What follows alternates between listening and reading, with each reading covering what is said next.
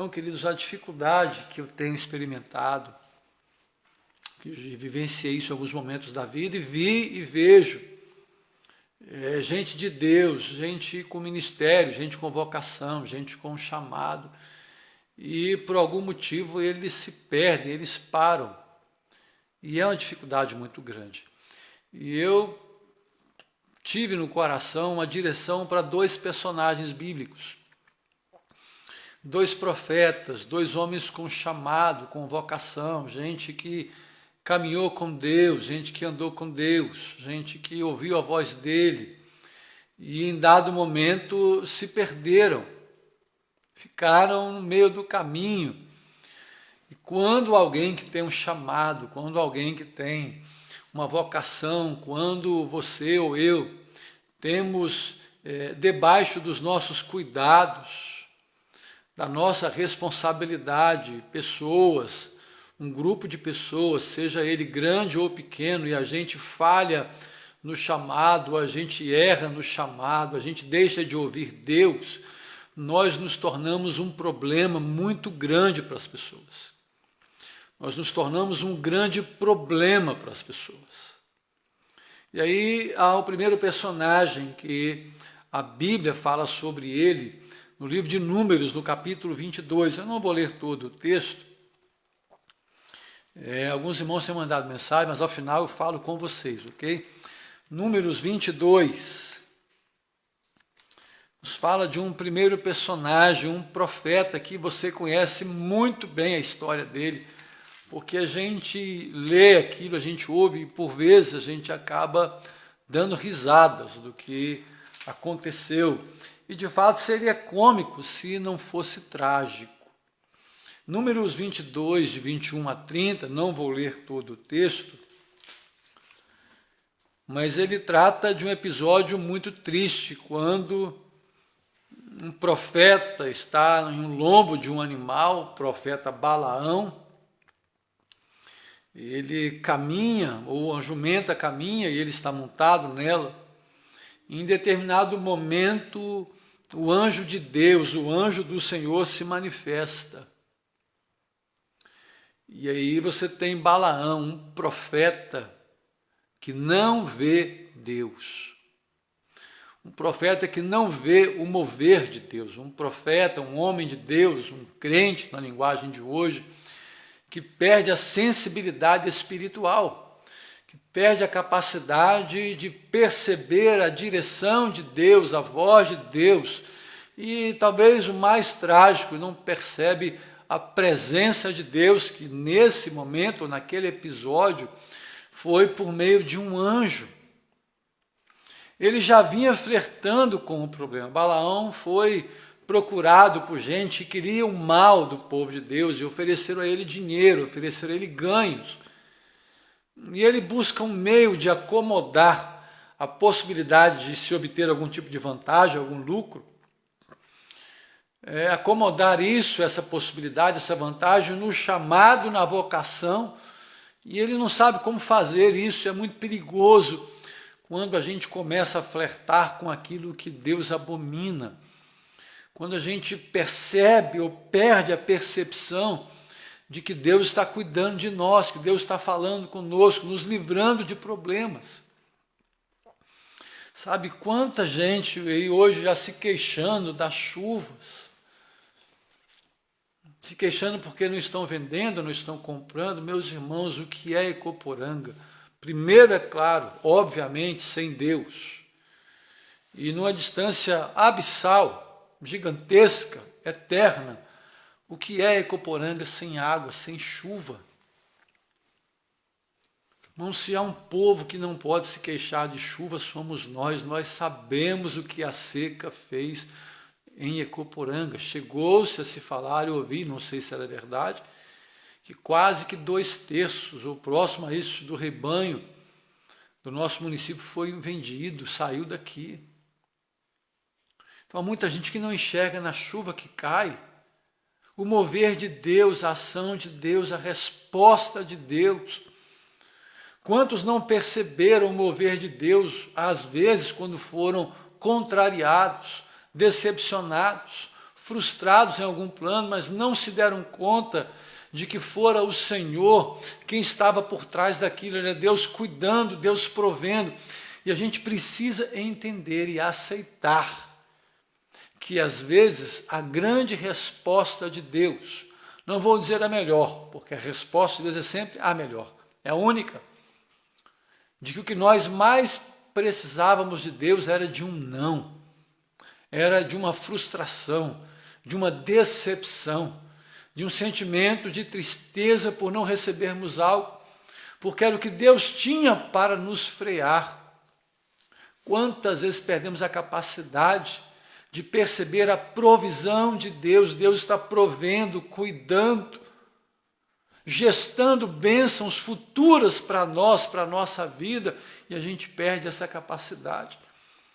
Balaão é o profeta que perdeu a capacidade de ver a ação de Deus.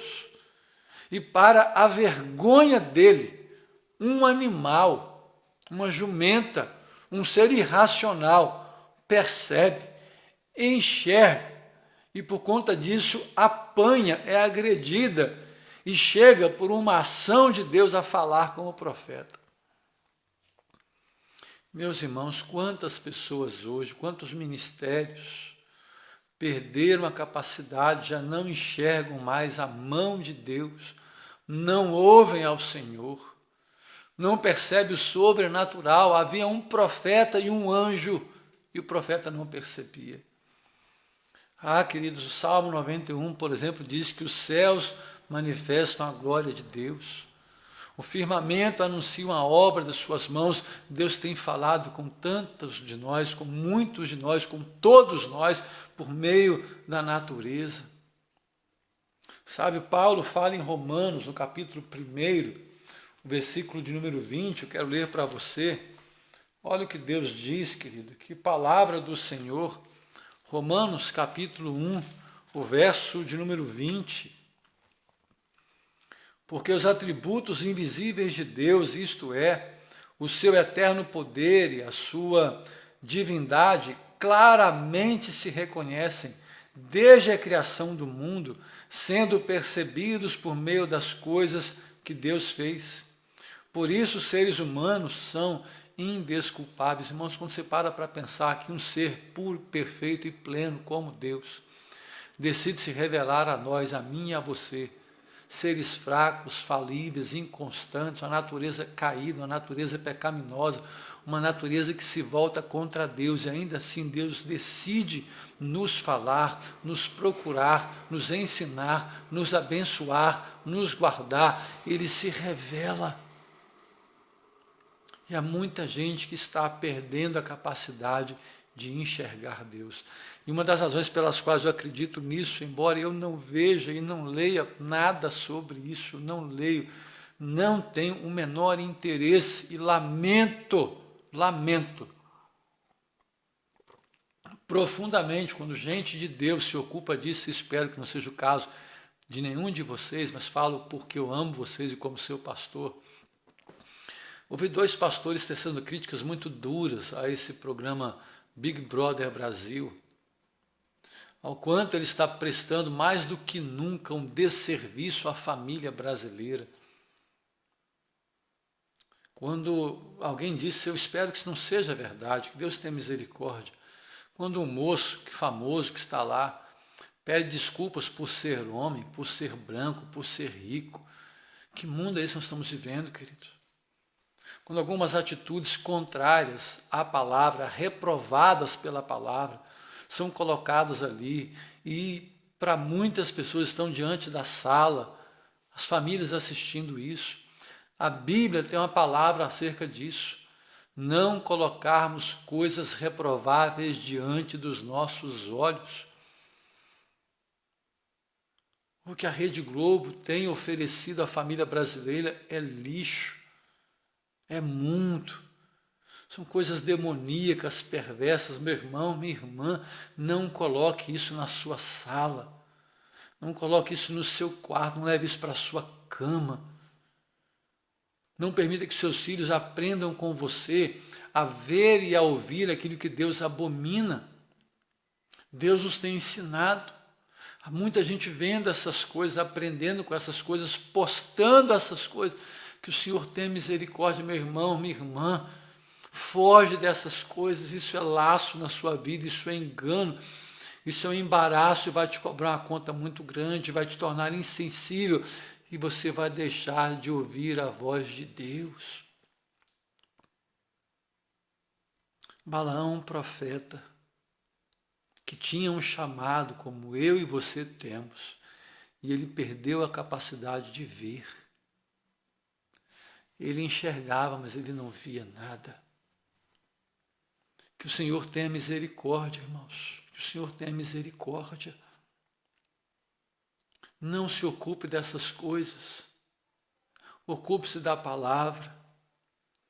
Sabe, eu passo a tarde aqui na igreja, chega um momento que o meu corpo está cansado.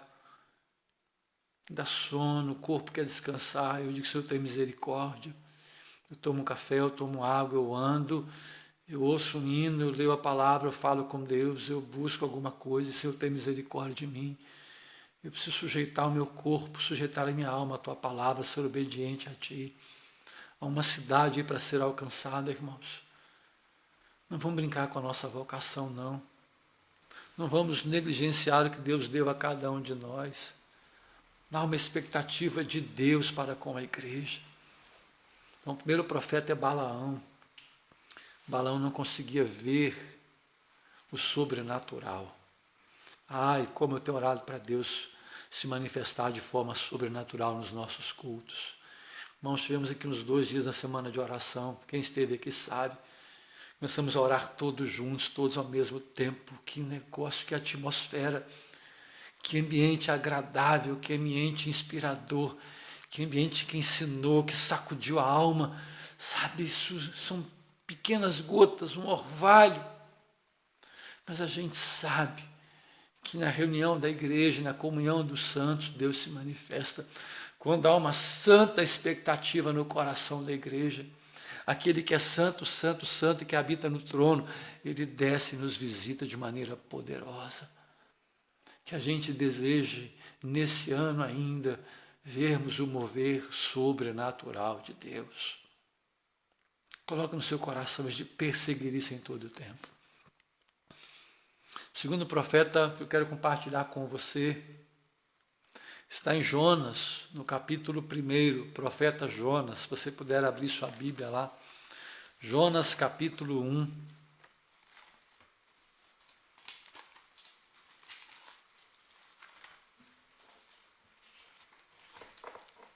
Profeta Jonas, profeta menor. Eu lia acerca de Jonas, ouvi sobre ele. Meus irmãos, que tragédia. Onde é que esse homem chegou? O momento da vida dele, as coisas que ele fez, só o Senhor para ter misericórdia. A gente vê a história, a gente lê acerca dele, e ficamos extremamente preocupados. Senhor, nos poupe disso. Senhor, tenha misericórdia de nós, nos poupe da vara. Jonas capítulo 1, ouça a leitura, ou abra sua Bíblia, se você puder abrir seu telefone. Jonas capítulo 1, de 1 a 3.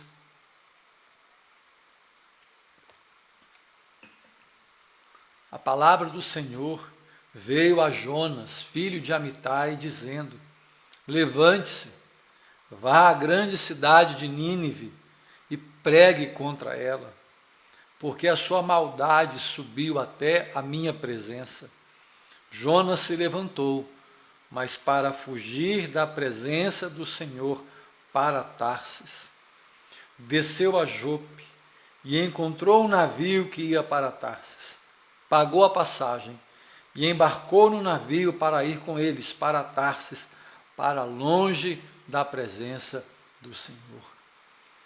Se Balaão foi o profeta que não viu, Jonas é o profeta que ouviu, mas não obedeceu.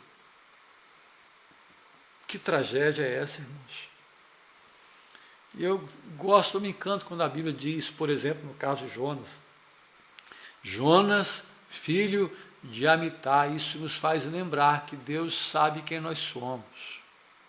Deus conhece a nossa história, o nosso histórico familiar, a nossa árvore genealógica. E Deus diz, olha, Jonas, filho de Amitai, ou seja, Deus sabia quem Jonas era, e Deus sabe o tipo de profeta ou profetisa que nós estamos sendo nesses dias. E o Senhor diz no versículo 2 para Jonas, Jonas, levante-se e vá para Nínive.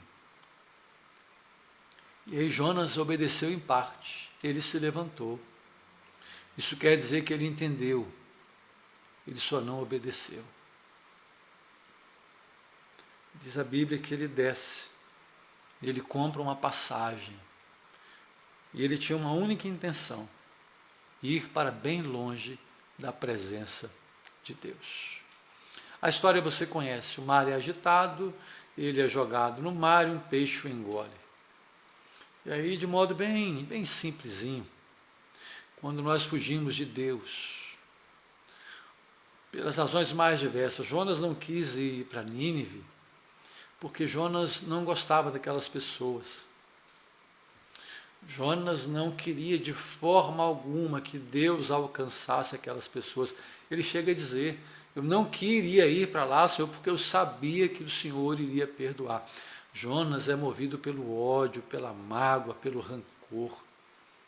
Então Jonas diz, olha, se é para obedecer, para ir para tal lugar, não vou não. Eu vou pegar um barco, vou fazer outra coisa, vou me distrair, vou fazer um lazer, vou sair, vou passear, vou jantar, vou na casa de alguém, vou ver um programa, vou ver um filme. Eu só não vou te obedecer e não vou para o lugar que o Senhor mandou. Irmãos, que tragédia isso. E ele fez isso quando nós desobedecemos. Não podemos contar com a bênção de Deus. Jonas teve o seu chamado exposto. Naquele barco, todos ficaram sabendo que ele era um profeta fujão e desobediente. Jonas teve um prejuízo financeiro, ele perdeu o dinheiro da passagem. E por muito pouco ele não perdeu a vida. Você consegue entender o preço, o tamanho da desobediência, irmãos? Ele perde dinheiro,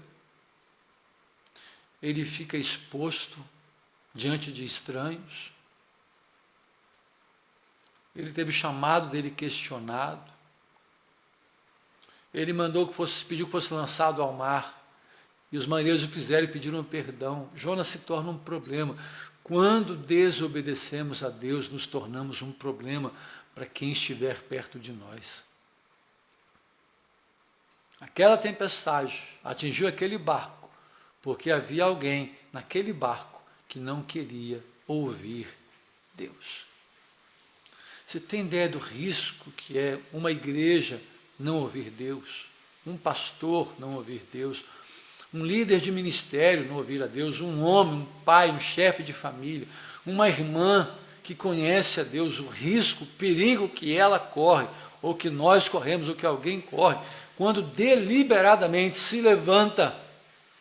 O levantar-se significa para nós aqui obedecer em partes.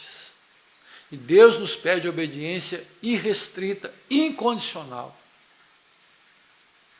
Jonas perde. Ele não quer obedecer. Por quê?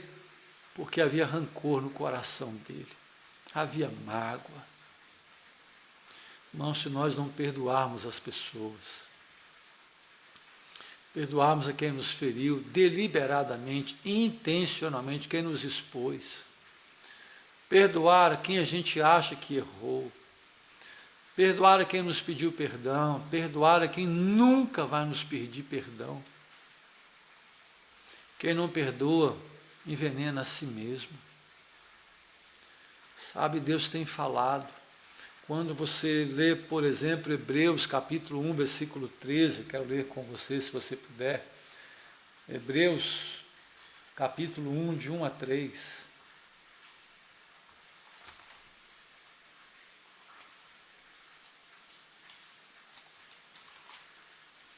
Olha só, queridos, a palavra de Deus. Antigamente, Deus falou muitas vezes e de muitas maneiras.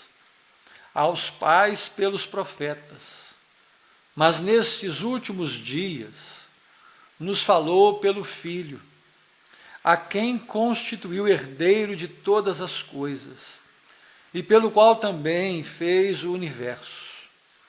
O Filho, que é o esplendor da glória de Deus, e a expressão exata do seu ser, sustentando todas as coisas pela sua palavra poderosa, depois de ter feito a purificação dos pecados, assentou-se à direita da majestade nas alturas.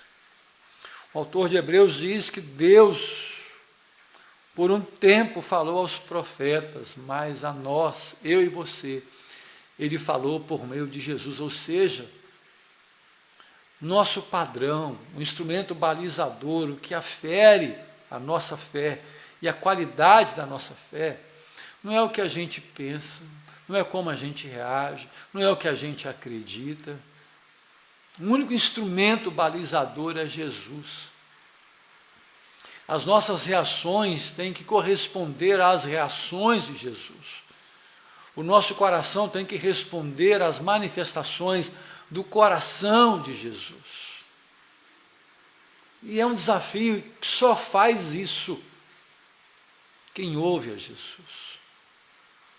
Perdoar quem te persegue, perdoar a quem te maltrata, perdoar quem te roubou alguma coisa, é um ato de fé, de quebrantamento, de humildade. Há muita gente que não está ouvindo e não está obedecendo, tornando-se senhores do seu próprio coração. Paulo orienta Timóteo acerca disso, que chegaria um tempo em que os homens seriam ingratos, sem afeto, sem respeito, afrontando, brigando.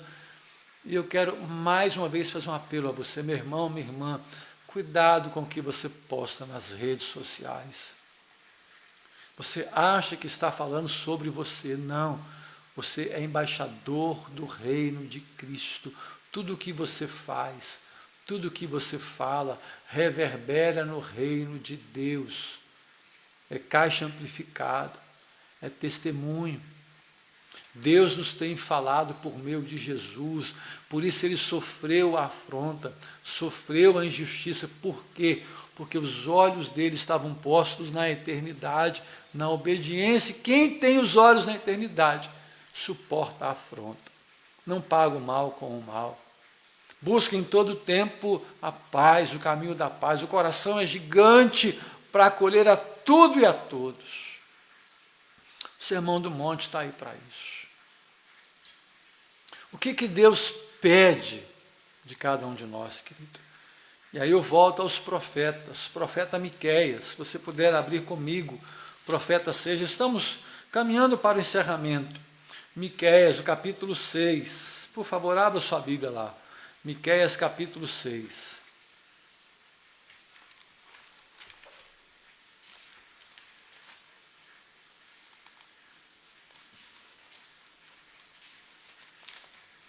Profeta Miqueias, está mais para o fim da Bíblia, do Velho Testamento.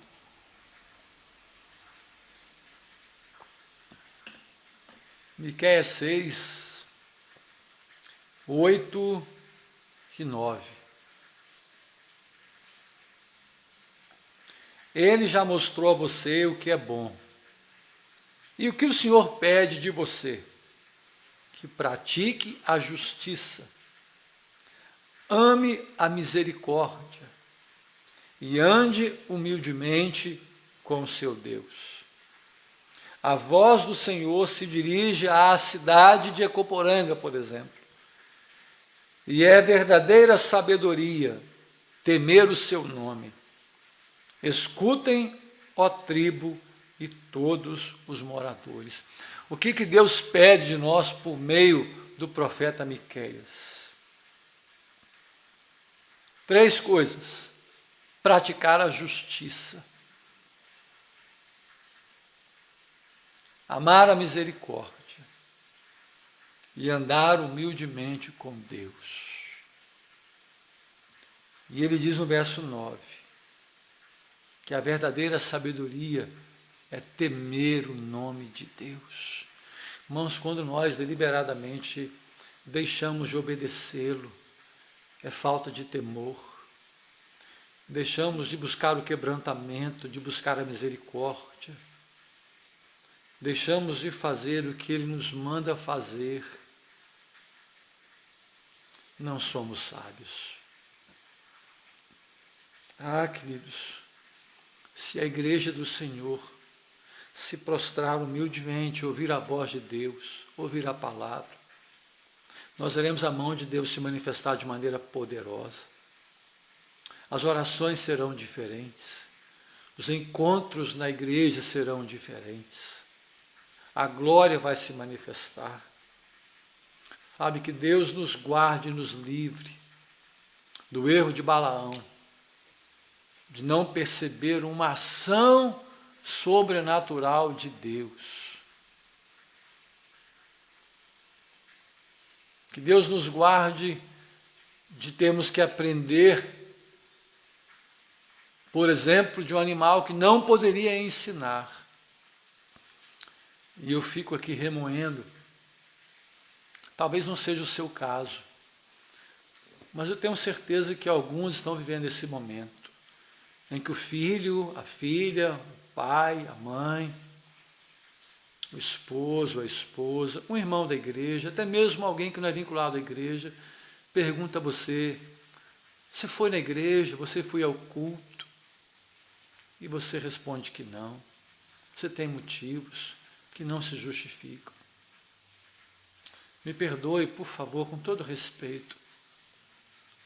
Quantos seres estão falando comigo e com você, para a gente baixar a guarda, para a gente aplicar o coração em ouvir Deus, mas o coração está fechado, está seco, está distante. Deus nos diz, ei, eu estou falando com você.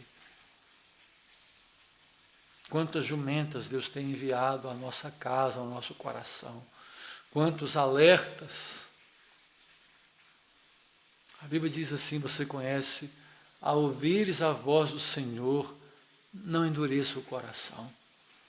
Um dia desse eu falei sobre Faraó, em que Deus endureceu o coração de Faraó. Fui estudar sobre isso e todos os lugares que eu encontrei foi a mesma fala. Deus endureceu o coração de alguém que já tinha o coração duro. Apenas respondeu a uma ação que já havia no coração dele e de alguém que se mostrava irredutível. Deus resiste ao soberbo, Deus resiste ao arrogante, mas dá graça ao humilde. Diz a Bíblia que um coração contrito e humilhado, Deus não rejeita. Que os humilhados serão exaltados por Deus no tempo de Deus. Que a gente perceba a voz de Deus e a obedeça. E para encerrar a fala dessa noite, se você puder abrir comigo, Lucas capítulo 6.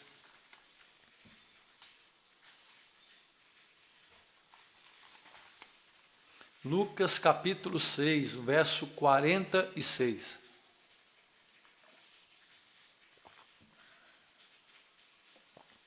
Lucas 6, 46.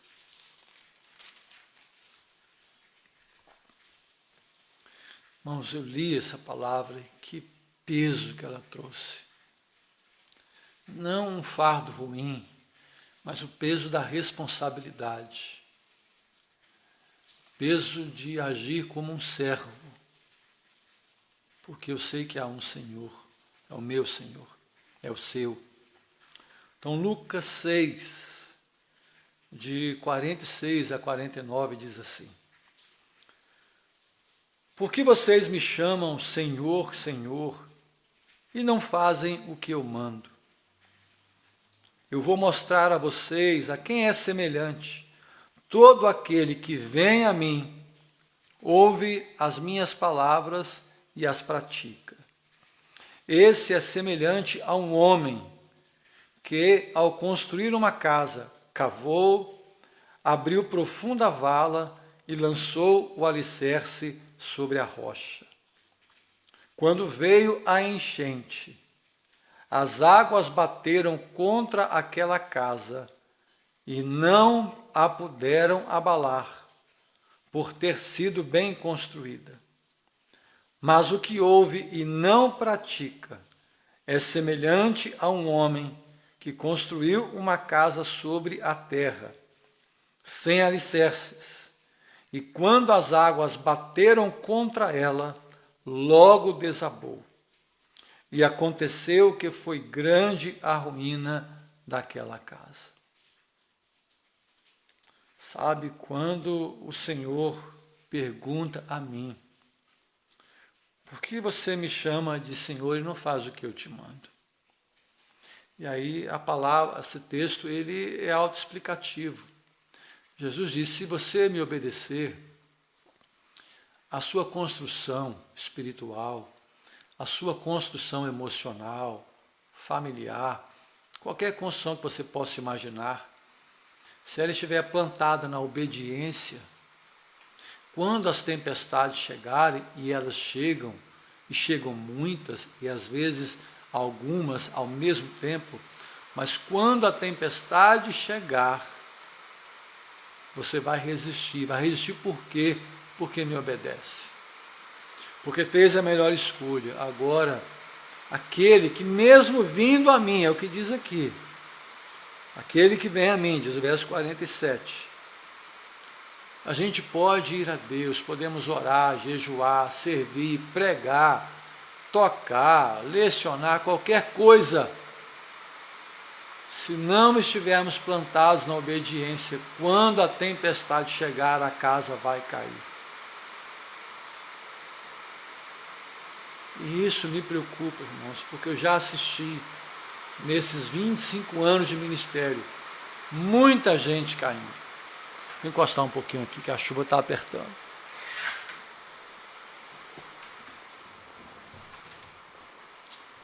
Assisti, nesses mais de 25 anos, muitas construções que tinham todas as possibilidades de darem certo. E, estranhamente, pessoas se perderam no caminho. Porque não entenderam alguma coisa e acham que Deus tem que nos explicar tudo, e Deus não tem. Porque acha que Deus tem que nos atender em todo o tempo, e Ele não tem. Porque ficaram frustrados em algum momento e não conseguem caminhar debaixo de frustração. Deus não nos prometeu isenção de problemas, mas Ele disse que estaria conosco em todo o tempo, que Ele não nos deixaria sós. Então, se a gente percebe Deus distante da nossa casa, da nossa vida, não foi Deus quem se afastou, fomos nós quem nos afastamos. Que Deus nos dê a graça de não apenas chamá-lo de Senhor, não apenas de buscarmos a face dele orando, mas nos dê a graça. Isso vai nos custar um bom esforço, porque diz aqui o texto, cava e abre uma profunda vala. Isso me lembra, irmãos, me faz pensar de que para cavar uma vala a gente vai descer, para baixo. E nós temos que aprender a crescer para baixo. Isso significa crescer na obediência, no temor, na oração, na dependência, no jejum, na busca da resposta de Deus, e que o nosso coração encontre graça no Senhor, encontre graça em obedecer, em renunciar. Que o Senhor nos abençoe, irmãos. Que o Senhor te abençoe. Não permita que o erro de alguém, que o pecado de alguém, ou que você acredite ser um erro ou um pecado, te afaste de Deus. Não permita que o seu pecado, o seu erro te afaste de Deus. E o que eu faço, pastor? Confesse. Aquele que confessa e deixa, segundo a Bíblia, alcança misericórdia. Deus resiste ao soberbo, guarde isso. Mas Deus se rende a um coração contrito, a um coração quebrantado. Que Deus tenha misericórdia da minha vida e da sua, meu irmão, minha irmã. Que o ouvir e o ver o sobrenatural e a voz de Deus seja uma rotina na nossa caminhada, não apenas nesse ano, mas até o dia do nosso encontro com Jesus. Que Deus te abençoe.